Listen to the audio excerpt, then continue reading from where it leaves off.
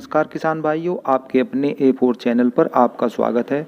आज हम आपको मिलवाएंगे उन किसानों से जिन किसानों ने ट्रेंच से 0238 गन्ने की बुआई की है।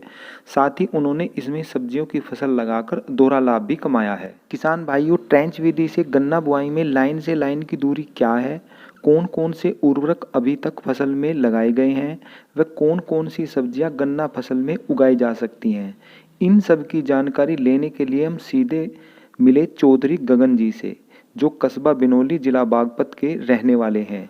ये एक प्रगतिशील किसान हैं और खेती में एक्सपेरिमेंट करते रहते हैं। जब हम उनके खेत पर पहुंचे तब वह अपने गन्ना खेत की जुताई कर रहे थे। उनसे हमने जो जानकारियां ली वे मैं आपको बताने जा रहा हूं। उन्होंने बताया कि वे लगभग 10 एकड़ गन्ना की बुआई ट्रेंच विधि से करते हैं। लाइन से लाइन की दूरी 42 इंच पर रखते हैं, जिससे जो बीच में जगह बचती है उसमें आसानी से सब्जियां उगाई जा सकती हैं। इस बार इन्होंने लौकी व खीरे की फसल को उगाया है। इससे पिछली साल इन्होंने टिंडा, लौकी व खीरे की फसल को उगाया था। ये प्रत्येक लाइन में लौकी की बेलों को नहीं लगाते, बल्कि 3 लाइन छोड़कर बेलों को लगाते हैं। उर्वरक की बात करें तो इन्होंने 50 KG DAP, 40 KG urea, 3 KG sulphur, 25 KG potash प्रति एकड़ की दर से लगाया है। साथ ही एक PGR का स्प्रे भी किया है। इनका मानना है कि गन्ने की फसल में सब्जियां लगाने पर उसमें रोग भी कम आते हैं। पिछले वर्ष इन्होंने खेत की निराई गुड़ाई फावड़ों की मदद से कराई थी, जिसमें इनका काफ़ी खर्च आ गया था। लेकिन इस वर्ष ये ट्रेंच में जुताई करने वाली मशीन ले आए हैं, जिससे ये आसानी से गन्ना फसल की जुताई कर सकते हैं। और दूसरा, इसमें खर्च भी कम ही आता है। यह मशीन जुताई के साथ साथ मिट्टी चढ़ाने का काम भी करती है। इसको खरीद पर सरकार सब्सिडी भी देती है, जिसकी जानकारी आपको अपने जिला कृषि विभाग में मिल जाएगी।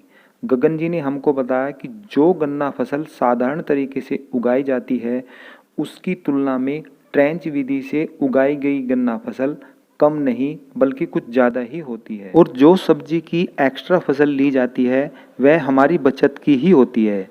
अब यह सब्जी के भाव पर निर्भर करता है कि उस समय उगाई गई सब्जियों का भाव क्या चल रहा है, उसके अनुसार हमारी बचत घट व बढ़ जाती है।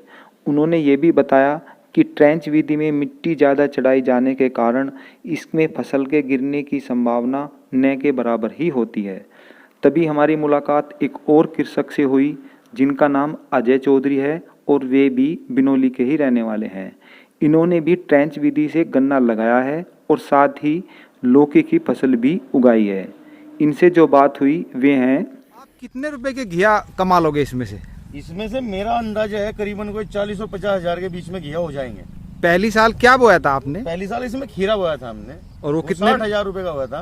अच्छा, और 1 एकड़ में पैदावार कितनी हो जाए इसमें? जो गन्ने की पैदावार है, गन्ने की पैदावार हो जाती है जी 100 कुंटल का प्रति बीघा। कम से कम एकड़ का क्या होगा? एकड़ का 500 कुंटल। अच्छा जी। और इसमें लागत कुछ ज्यादा आवे या कम आवे? बराबर सी रहती है। अजय जी के अनुसार 1 एकड़ में 500 क्विंटल गन्ना व 50,000 रुपये की सब्जियां ले लेते हैं। इस प्रकार ये 1 एकड़ में 2,12,500 रुपये की कमाई कर लेते हैं। ये गन्ने में प्याज, लहसुन, टमाटर की फसल भी ले लेते हैं।